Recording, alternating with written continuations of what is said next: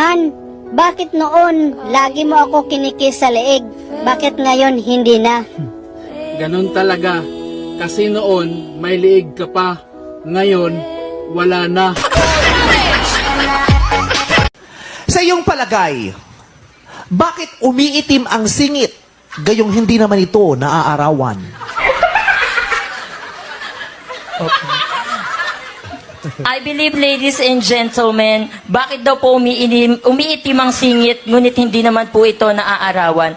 Naniniwala po ako na umiitim ang singit dahil po sa pawis na ating pinaghihirapan. Ang singit po ay pinagpapawisan, kaya't wag mong ikahiya ang singit mo na maitim. Pinagpaguran mo yan. And I thank you!